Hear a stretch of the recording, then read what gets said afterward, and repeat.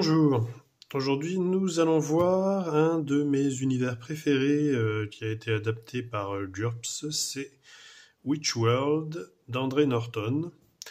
Alors, Witchworld d'André Norton, c'est un univers fantastique qui se déroule, comme son nom l'indique, dans un monde où il y a des sorcières.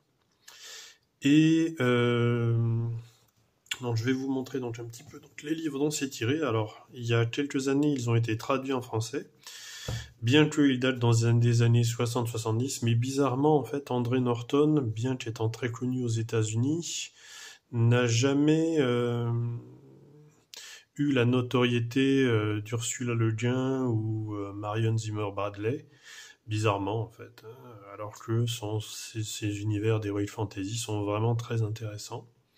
Donc là, nous avons, ça a été traduit le Witchworld par Les Aventuriers du Monde Magique et c'est édité chez Pocket Junior, alors que ça aurait toute sa place en fait plutôt dans les collections de SF non junior en fait. Mais enfin bon, c'est comme ça. André Norton a cette espèce d'image qui lui colle.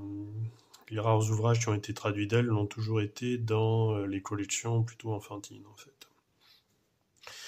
Donc voilà, donc là il y a donc l'Arche du Temps, la Vallée de l'Ombre, l'Année de la Licorne, les Montagnes de l'Oubli, Timoth le Prodigieux.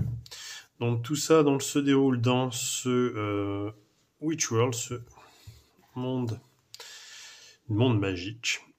Alors, regardons donc un petit peu. Alors là, cette adaptation de GURPS date de 1989.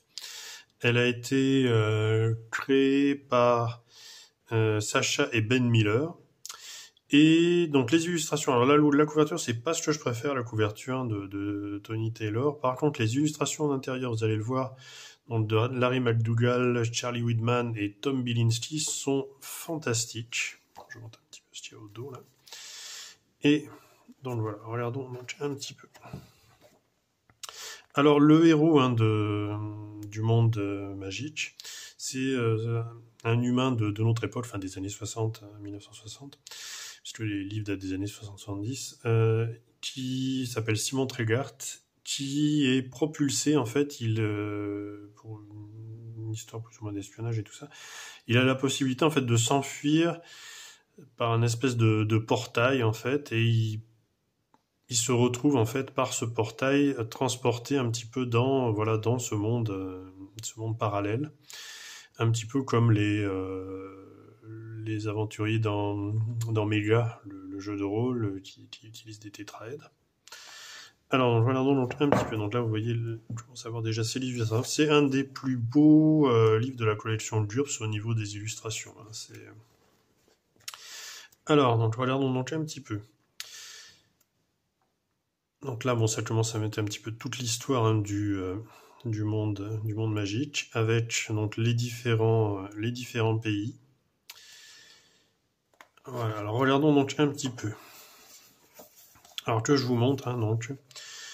La plupart des livres se déroulent, les débuts en fait des livres avec Simon Tregart se déroulent en fait en cette partie du continent, le continent de l'Est, et notamment en Escharp, donc qui est le pays en fait où les sorcières dirigent en fait le pays, et elles ont par contre des ennemis tout autour en fait, parce que leur pouvoir est redouté. Et donc il y a toute une mythologie qui est créée autour de ces sorcières, qui est très intéressant. Et donc Simon Tregart, lui, va en fait, en apparaissant en fait dans cet univers, sauver une sorcière et de là lier son destin avec Escharp et le Conseil des sorcières en fait, qui dirige le pays. Voilà, donc là on voit un petit peu plus. Alors il y a en fait plusieurs pays qui affrontent les sorcières, qui sont des pays humains, mais qui sont en fait en sous-main, dirigés, en fait manipulés par. Je vais vous montrer les. En fait, il y a une race en fait de personnages qui vient d'un autre univers parallèle, milieu, voilà, ce sont ici, ce sont les Colders, qui sont des sortes de psioniques qui arrivent à manipuler en fait hein, les autres royaumes médiévaux afin d'éliminer notamment les sorcières qui les gênent en fait dans leur implantation dans ce monde. Et eux ont une technologie de science-fiction en fait. Hein, voilà.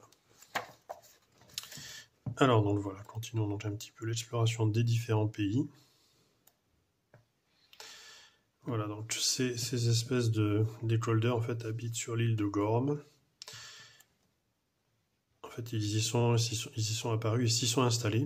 De là après, donc il y a d'autres pays, hein, donc la Lisonne notamment, qui est une puissance médiévale.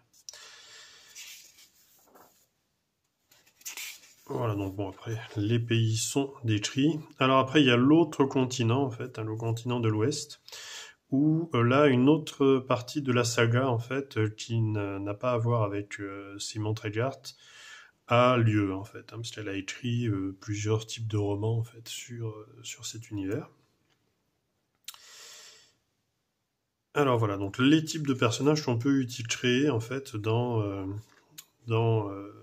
cet univers. Donc il y a les humains qui viennent de la Terre, hein, qui sont des voyageurs en fait, qui débarquent comme ça. Donc dans cet univers, on sait que de temps en temps, des gens d'autres mondes arrivent en fait. Hein,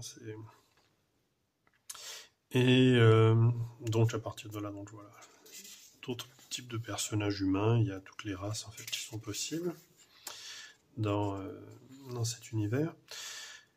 Après donc il y a ce qu'on appelle l'ancienne race en fait, donc qui